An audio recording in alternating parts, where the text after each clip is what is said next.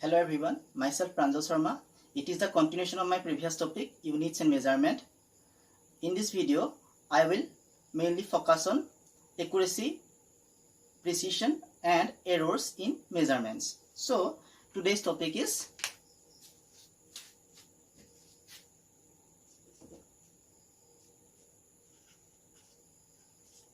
accuracy, precision and error. Accuracy, precision and errors in the measurement.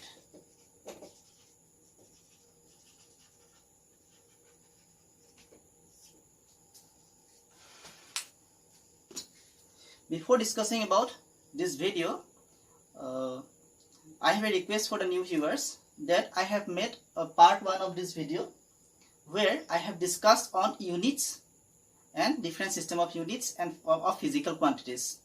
So please watch the video and then you will understand this video properly. So in general, experiment is the fundamentals of science and technology. In science and technology, experiment is required to prove every logic and facts. So, suppose in physics, I want to calculate or measure some parameters in a system. Then I have to set up some instruments to measure those parameters. And it is often found that the value we have measured for a particular parameter is differ from the standard value which we found usually in books. Suppose I want to measure weight of an object. Suppose I have bought a biscuit packet from a store, then and in that packet I found that the weight was written as 200 grams. But if I measure the weight of the biscuit packet, then the weight of that packet may not be 200 grams. It may be somewhere between 199.95 or 90 to 200.1 or something. It may varies from these standard values to this or this value.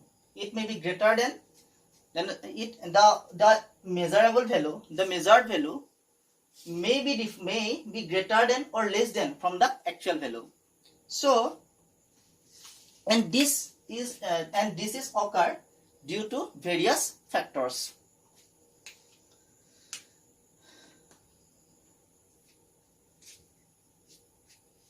That means that in any measurement there exists some sort of uncertainties, and those uncertainties are known as errors.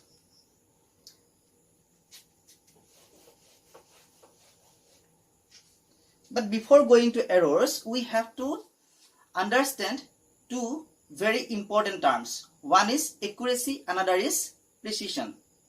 And it is often found that most of the students unable to differentiate these two terms, and most of them believe that these two terms are equivalent to each other, but actually it is not. Accuracy means how much the measured value is close to the ideal value or actual value. That means if the ideal value or ideal weight of the biscuit packet is 200 grams, and if I measure that, if I want to measure the weight of the biscuit packet in a balance, then suppose I found it 199.5 grams. Suppose, and some other people found it 199.75 grams. So compare these two values. These two are, this is the actual value, and these two are measured values. These two are measured values, and if you look, then you will find that this value is closer to ideal value than this one. So this value is more accurate than this value.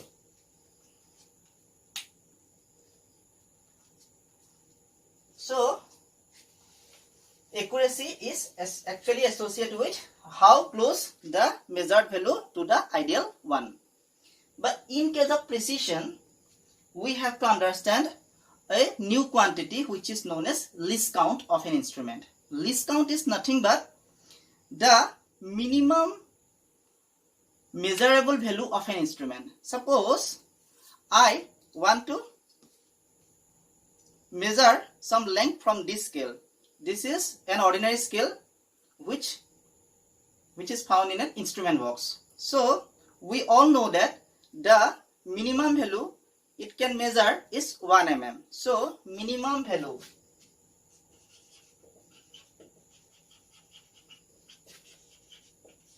of a scale, ordinary scale, the scale which is found in instrument box is 1 mm. So this term is known as least count. Least count of the scale is 1 mm. So this scale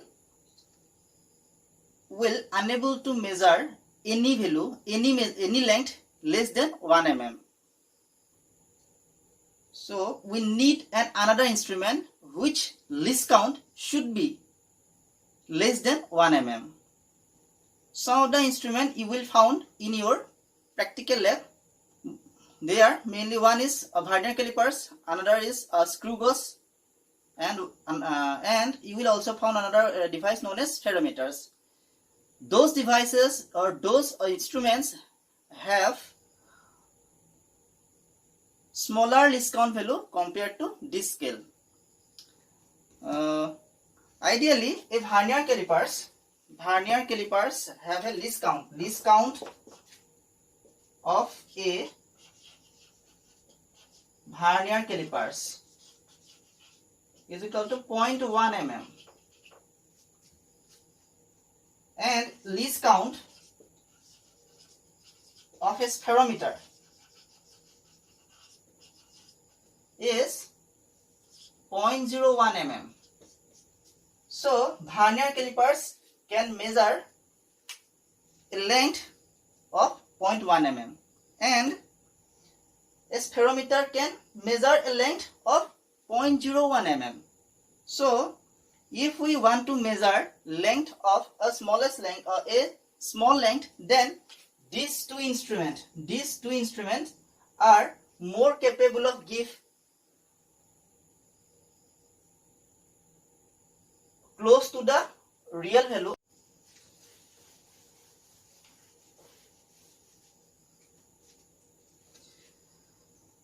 Therefore, the vernier calipers or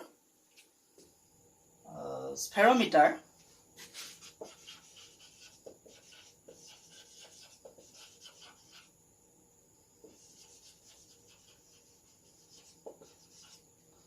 are more precise than ordinary ruler in terms of measuring length, because they have smaller least count value.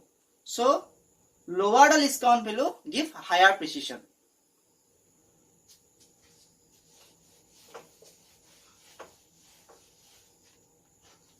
Now we have understand two things. One is accuracy, another is precision. Accuracy means how close the measured value to the ideal one, and precision means how we can measure any parameters with high resolutions or with higher precisions.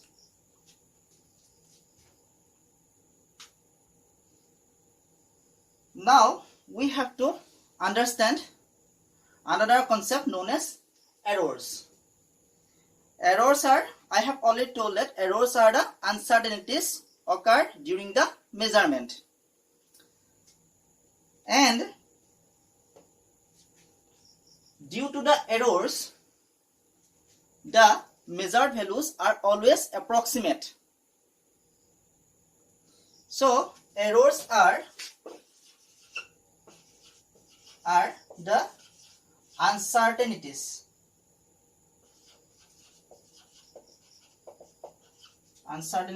of the measurement.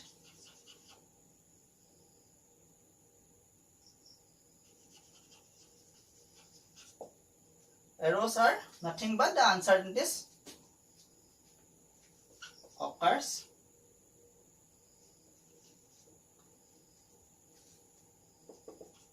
in the measurement. So errors are two types. Errors are mainly two types. One is systematic, another is random. One is systematic error, another is random error. Now we will learn systematic errors.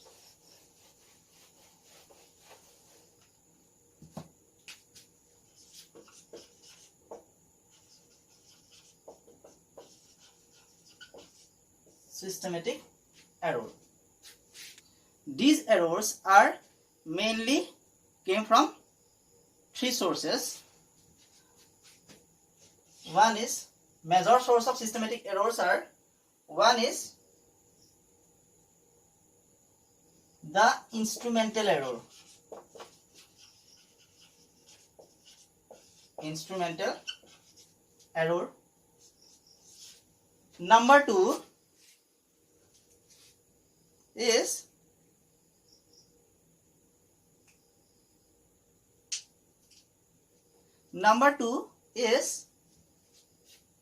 imperfection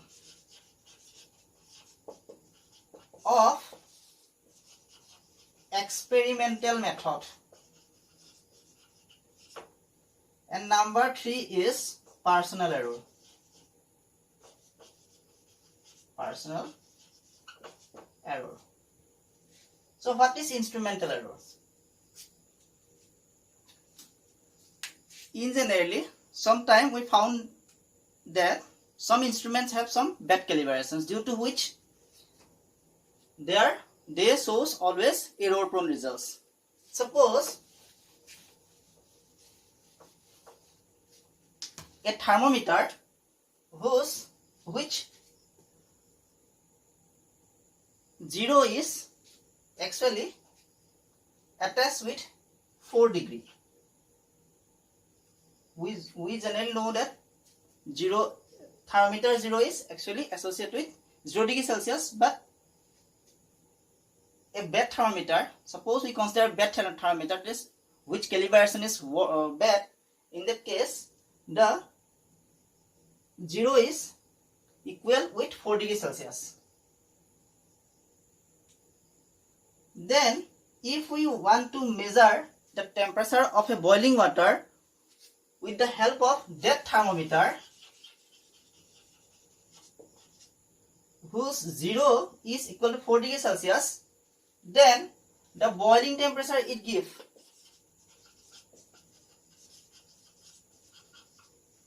temperature of water for the given thermometer will be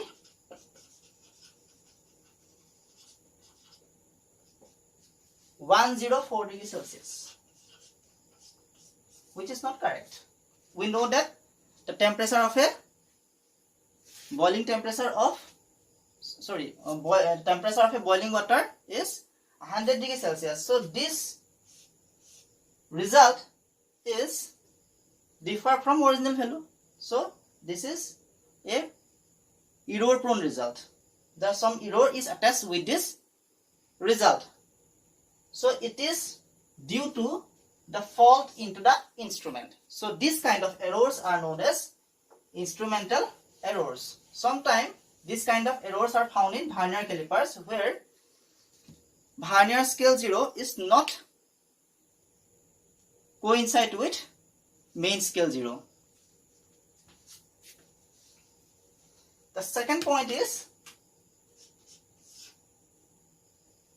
imperfect.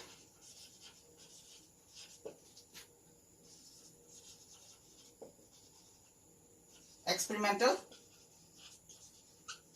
methods. So suppose we want to measure a parameter in physics, so we need a good experimental methods through which we can measure those parameters fairly. And there are different types of method to measure the same parameter. In this case, a faulty experimental method lead to error prone results. How? Suppose I want to measure body temperature through a thermometer. If I put the thermometer in my mouth, then I will get a temperature which say T1. And if I put the same thermometer under the armpit, then it will give a different temperature. But this temperature is always, this is the temperature at armpit and this is at mouth. This temperature clearly reflects the temperature of the body, but this temperature is always give a value which is less than the body temperature. So if you want to measure the favor of anyone, then you must put the thermometer into his mouth rather than put it under the armpit. So a fault experimental method lead to a error prone result. The third thing is the personal error. Personal.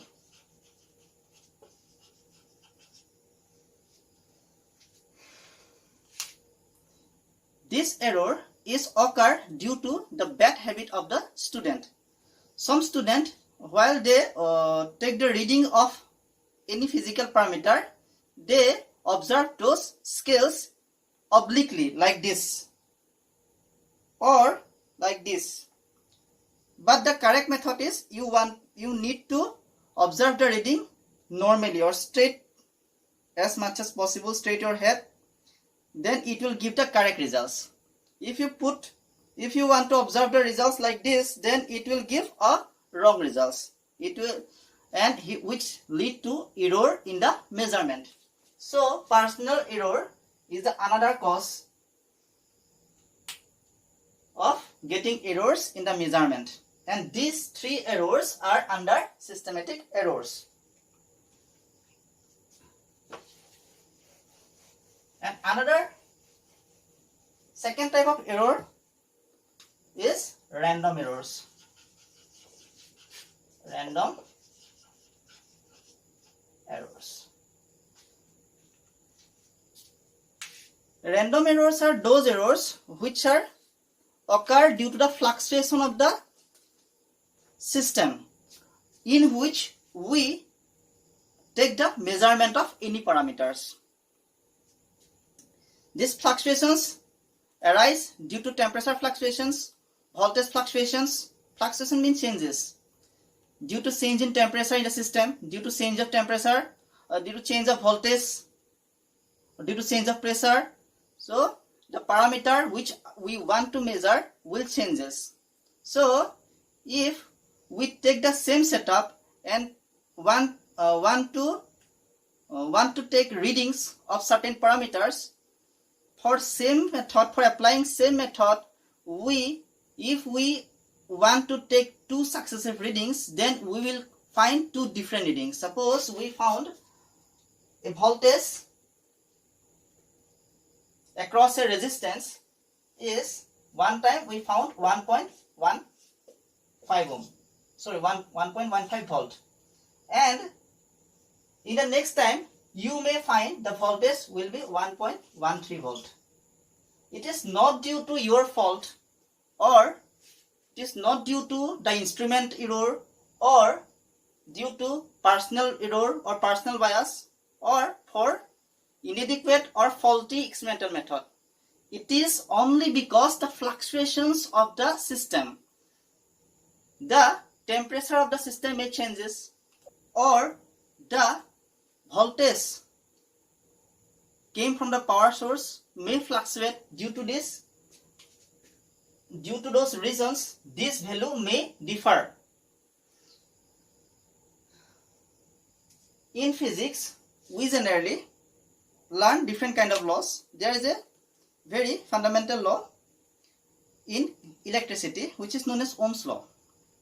In Ohm's Law, which states that in constant temperature, or at constant temperature, the current flows through a conductor is directly proportional to the applied voltage, or the voltage potential difference, that is the current passing through the conductor is directly proportional to the applying potential difference across the conductor.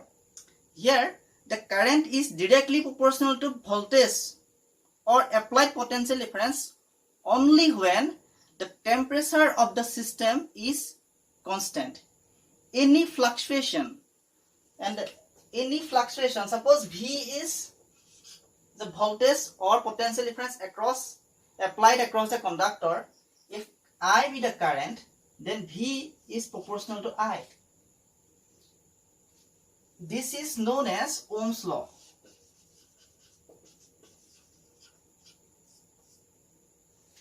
But the condition is here, Ohm's Law will valid only if temperature is constant. Temperature constant. Any fluctuation of temperature lead to violation of Ohm's Law. So, a fluctuation of temperature lead to errors in the measurement of current due to the applied potential difference. So, it is due to, and the error occurs due to the temperature fluctuation, then considered as a random error.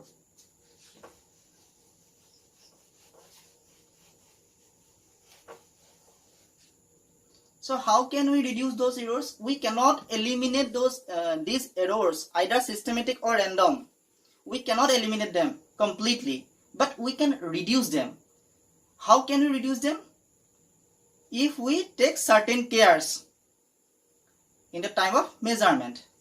Suppose we upgrade our experimental setup. We consider more precise instrument and good experimental setup, and we control our environment or system such that fluctuations will be minimum. In this case, both systematic and random errors can be reduced.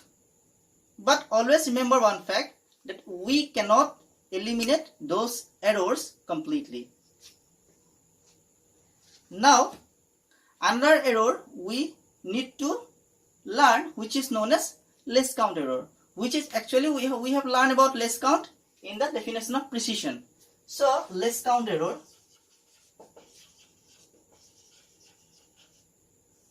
in less count error, less count means the minimum measurable value of an instrument is known as the least count of that instrument.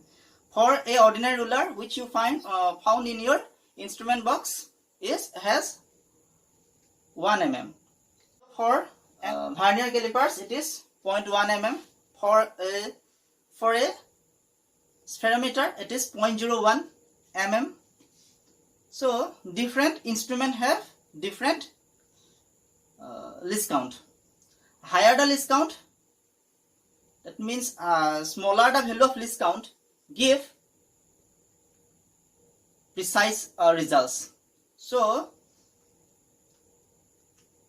least count means limitations. Least count put limitations on the measurement. This scale has the limitations of minimum measurement is 1 mm. Below that value it give errors. So the error occur due to least count of the instrument while measuring any parameter is known as least count error.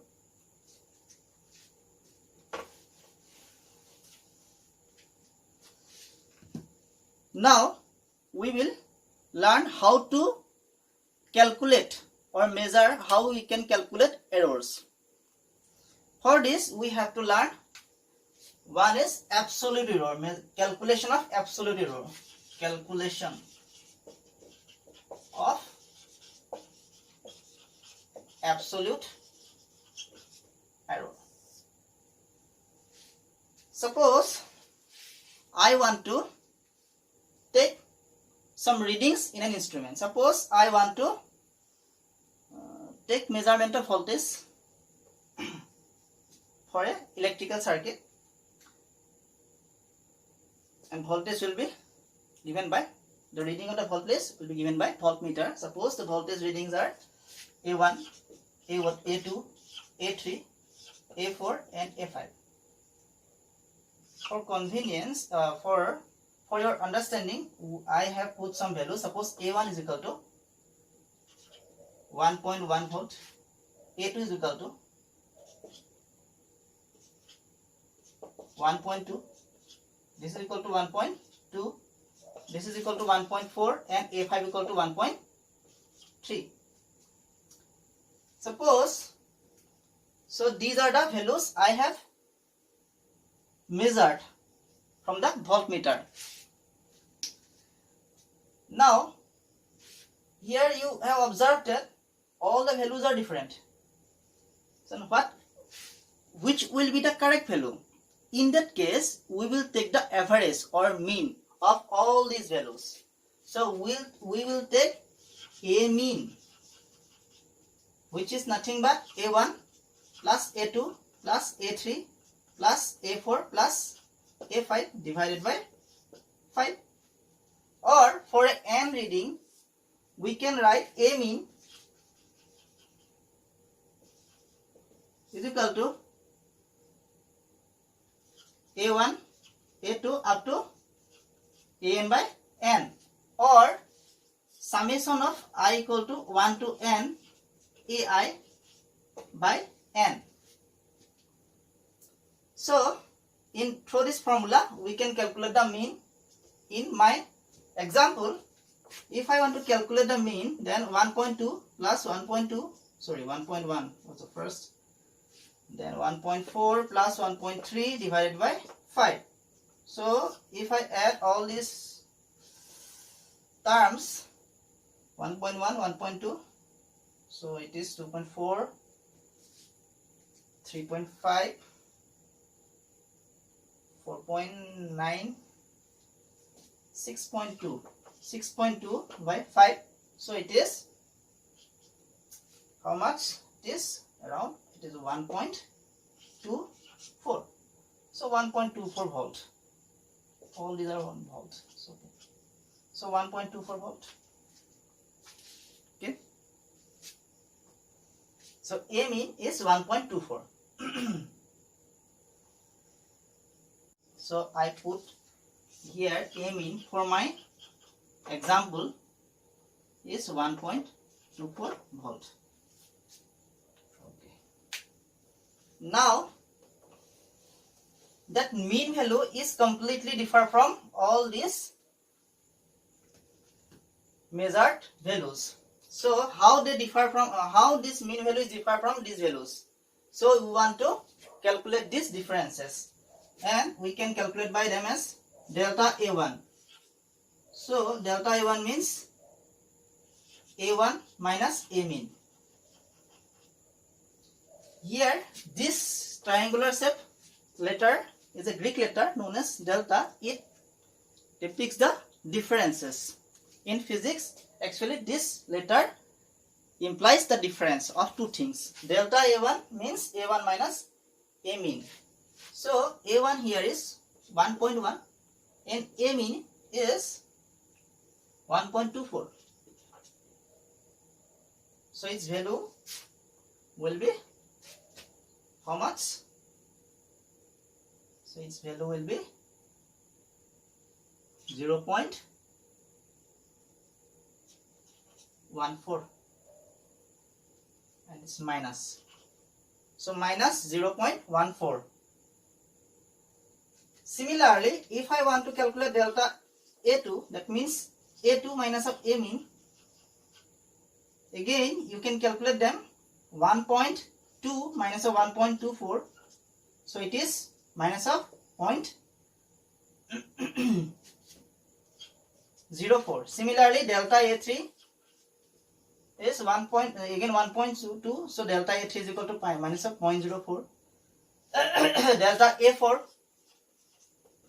you can take the same procedure. This time here A4 minus of A mean, so 1.4 minus of 1.24. So this value is positive now. Here this value will be 0.16. Okay, and delta A5 will be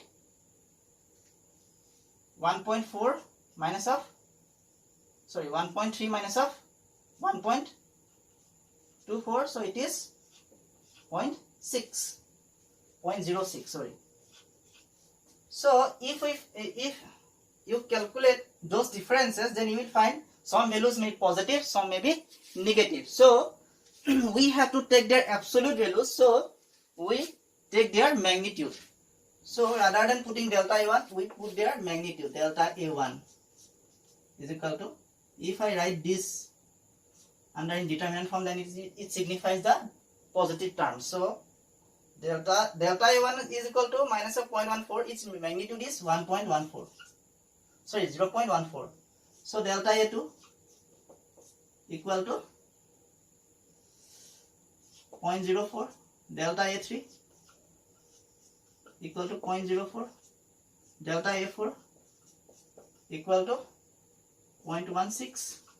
And delta A5 equal to 0.06. So these quantities are known as, magnitude of these differences are known as, these are known as absolute error. All these are known as absolute error. So absolute error is nothing but the measured value, the difference of measured value from mean value. So we have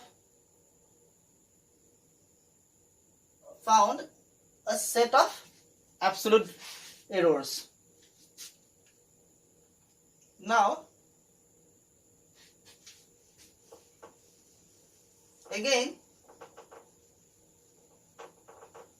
which one? Now this is absolute error, okay? Calculation absolute, you can calculate absolute errors for each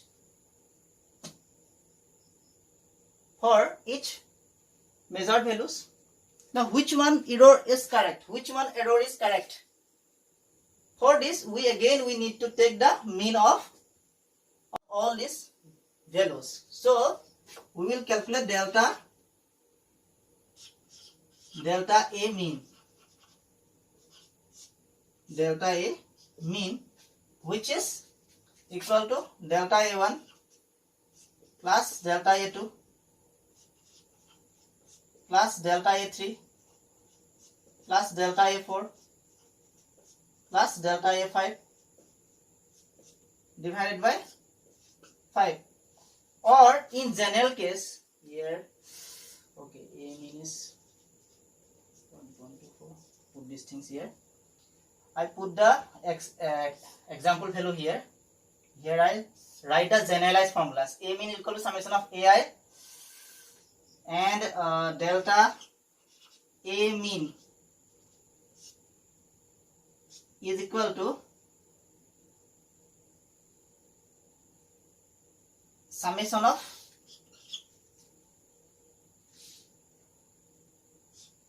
delta AI by n, where I equal to 1 to n. So these are summation terms. I will write all these things in enlarged form after completing this exercise example. Okay, let's focus on the example. Here delta A1, okay, delta A1 absolute error. First is 0.14, then 0.4, then 0.4, then 0.16, 0.06. So these are 5, so divided by 5.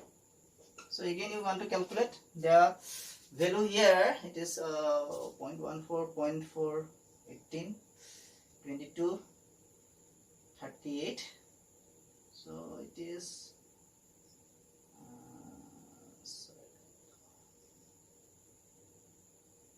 maybe 44, right? It is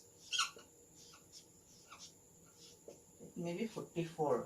14 plus 4, 0.18, 0.18 plus 0.4, 0.22, 0.22 plus 0.16, 0.38, 38 plus 0.06, it is 0.44. This is 0.6. This is 0.6, right? Okay, this is 0.44. So its value is nearly, so it is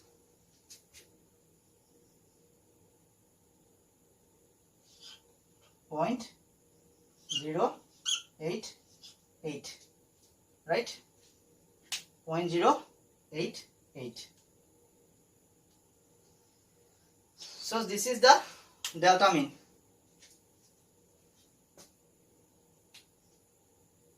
Okay, this is the delta mean. So we found both A mean and delta mean. So this is the mean value of absolute error. This is the mean value of absolute error. So we got delta A mean equal to 0.088. So these are the experimental values. Okay, A mean equal to 1.24, delta A mean equal to 0.88. So everything is correct, I think. Okay, now, so in this way we have measured the absolute error and mean of absolute error. Now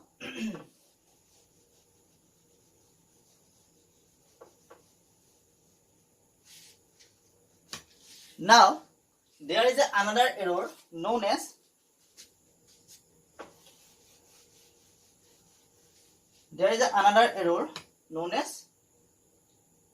relative error. Before going to relative error, we have to understand another thing. Here I write all these two formulas in elaborate form. Here A mean generalized formula right here is A1, A2 up to AN. These are actually the A1, A2, A3 up to AN. These all are there n numbers of measured quantities, measured values or experimental readings. So we take the mean of all these values, which is known as A mean, or this can be write in a concise way like this. This is known as summation sign, I equal to 1 to n AI by n, and delta A mean is equal to delta A1, delta A2 plus up to delta AN divided by n. So in this formula is also can be written as summation of I equal to 1 to n delta A I. So in this way we have we can write A mean and delta A mean. This is known as mean value of all the all the experimental readings, and this is the mean value of absolute error. Now if we want to take a single measurement, that means n equal to 1,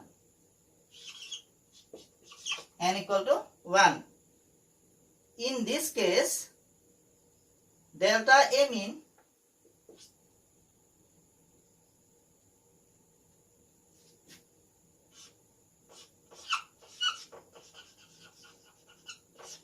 is equal to delta A, right? Delta A mean equal to delta A, because we can consider A equal to 1, I equal to only for single value, and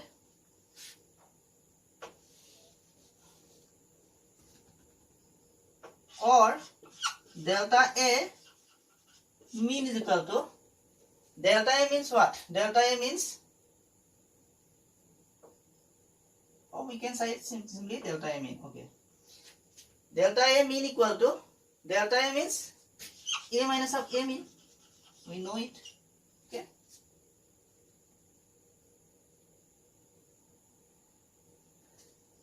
Thus, from this equation, A equal to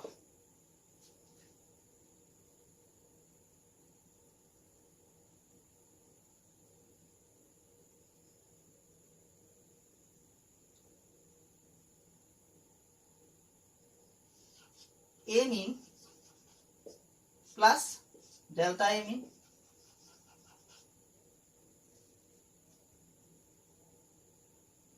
Okay, if I don't consider magnitude, then it may have positive or negative value. Remember always, it may have positive or negative value. So in that case, we can write positive and negative sign both. So A value may fluctuate from A mean minus delta A mean to A mean plus delta A mean.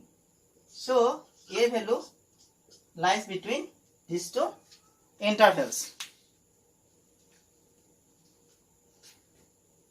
So any measurement, any measurable value can be written as its mean value plus the error of the absolute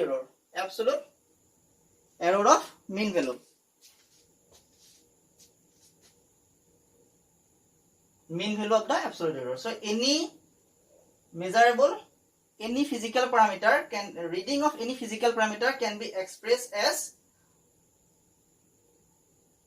its mean value plus the mean absolute error. Okay, so any parameter, we always write any parameter. Suppose A be any parameter, A be any value of any parameter, so A can be written as A mean plus delta A. So it is the original value or mean value plus this is error part. This is the error part. Okay. Now let's go to relative. Okay, we have learned calculation of absolute error. Now we will learn relative error. Relative error. Relative error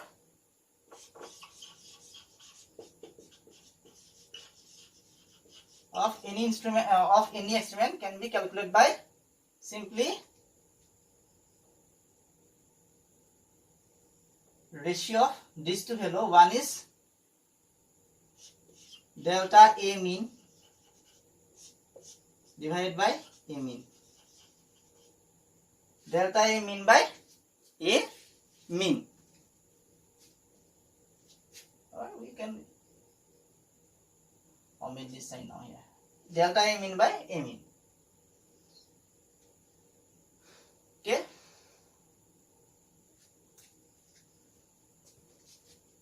So in our example, now we can calculate the relative error.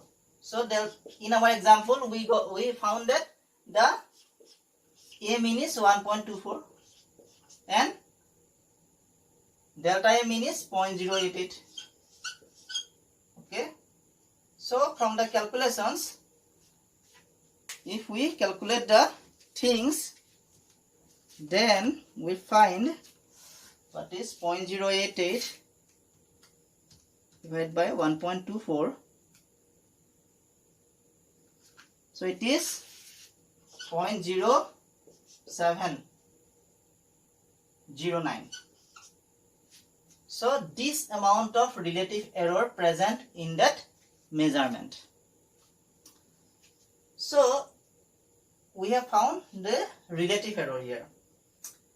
And another thing is, what percentage of error? Now we will measure how much that experiment is accurate, or how much percentage of error involved in that measurement.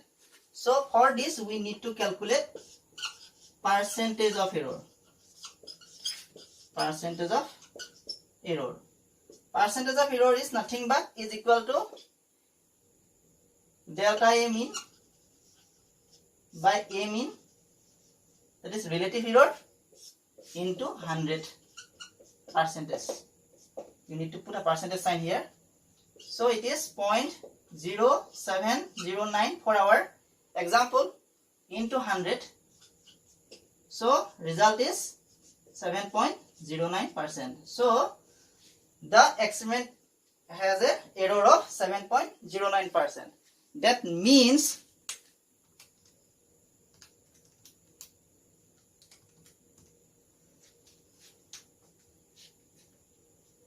we can approximately say 7.1%. So it means that the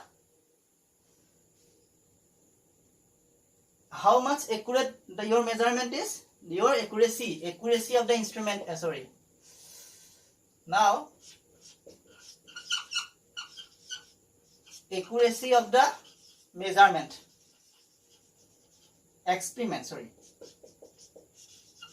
experiment equal to 100 minus of 7.09, which is equal to 92.90%. So this amount of your so from this example, if we in that hypothetical experiment, we found that the experiment is 92.90% accurate. So in this way we can calculate errors. We have discussed the theory as well as the theories with the help of an example. So in this way we can calculate errors. So what we have learned today? We have learned about accuracy and precision of measurements, least count of an instrument, and errors occur into any experiment. And we also discuss about why these errors occurs. We have learned about systematic errors and random errors and their sources, how we can eliminate them. Actually we cannot eliminate them. How can we reduce them? And also we have learned how we can calculate or measure any error presence in any experimental measurements. At this point I want to stop this lecture. If you like this content, then please like the video. If you want more this kind of content, you please subscribe the channel. You can share the video, and also if you have any doubts, then please write it into the comment section. Thank you.